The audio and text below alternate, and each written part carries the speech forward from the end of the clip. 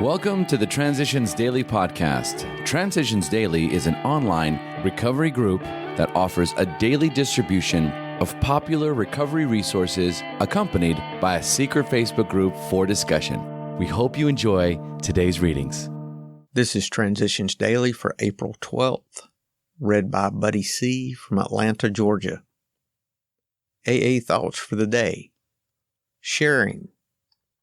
In spite of the great increase in the size and the span of this fellowship, at its core it remains simple and personal.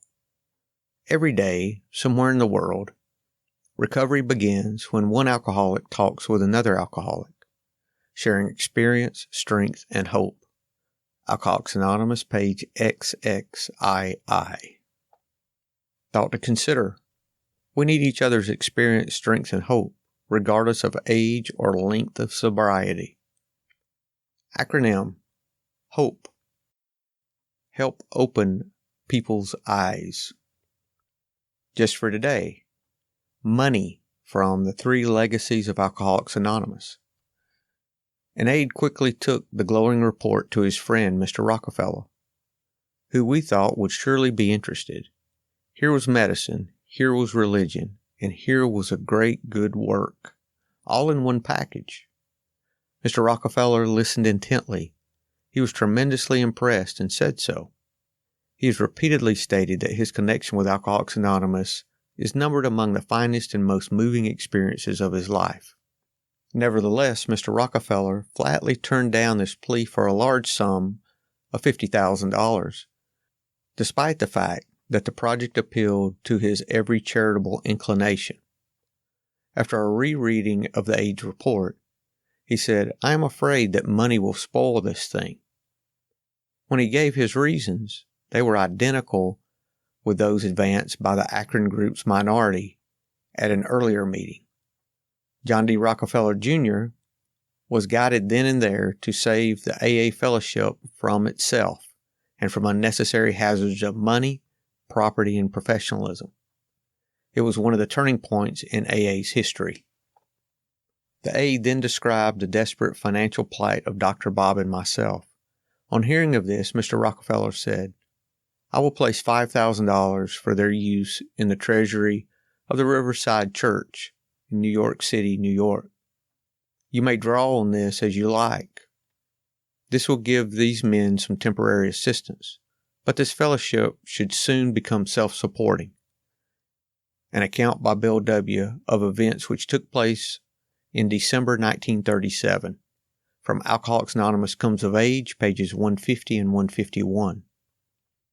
Daily Reflections. Giving up insanity.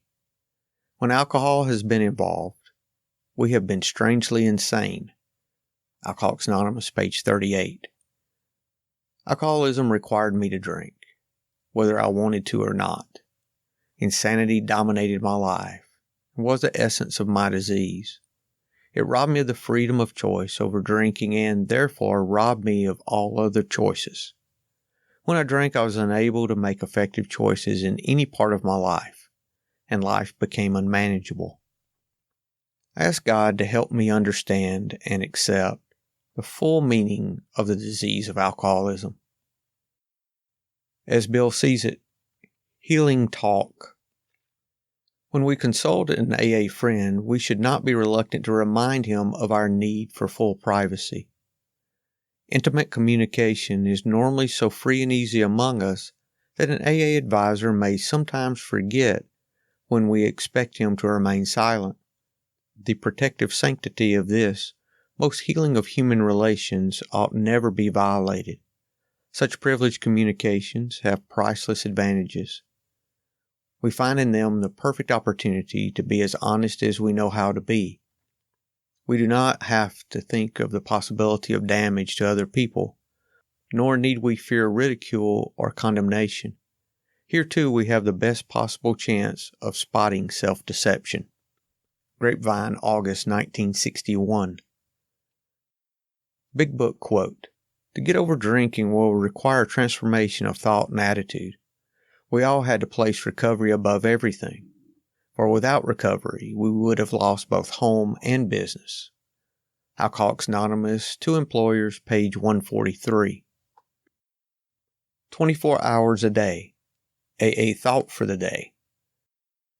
This sober world is a pleasant place for an alcoholic to live in.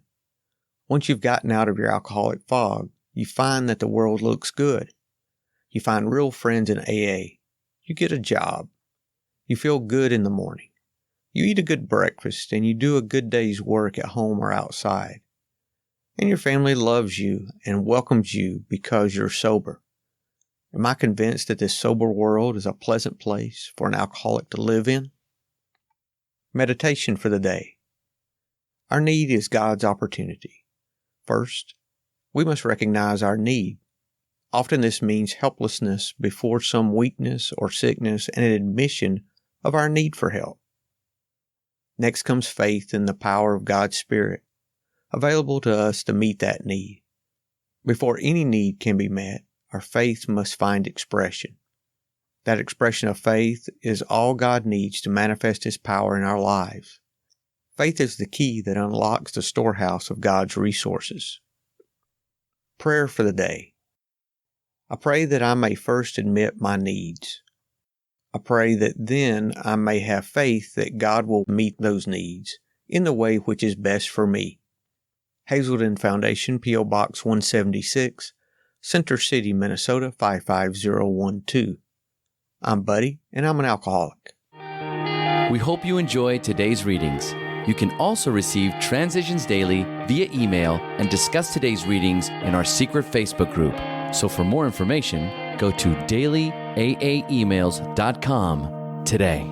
Other than the 24 hours a day reading, unless otherwise specified, all quotes copyright Alcoholics Anonymous World Services, Inc., 1952, 1957, 1967, 1973, 1975, 1976, 1980, 1981, 1984, 1985, 1988, 1990, or 2001.